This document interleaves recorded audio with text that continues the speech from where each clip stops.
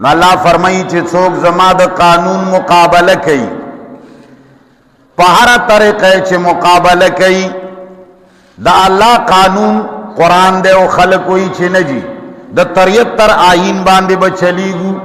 د الله قانون قرآن دی وی د انګریزانو په تعزیرات هند بچلیږو دا مقابله ده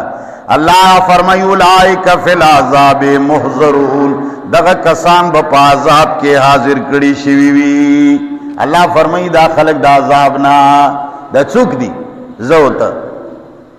دا مونږ یو کنه مونږ د الله د قانون مقابله کو ووټ ورکو د الله د قانون مقابله کو د دغه سه ریاست غلط خبره منو مونږ د الله مقابله کو پرون مچ د عمران خان خلاف او د عوامو خلاف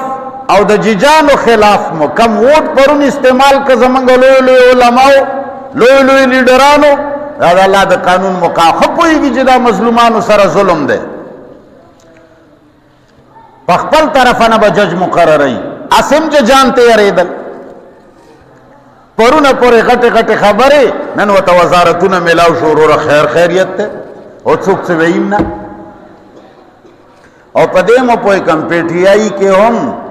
د عمران خان نه لاندې اکثر مشران خرڅ دي او دا غداران دي ګوره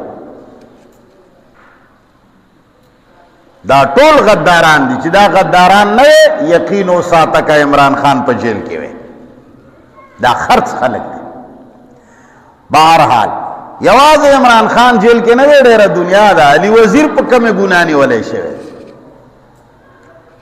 هر هغه سړی نیولې کیږي چې د دې ریاست د جبر خلاف وایي چې دا نه دی جای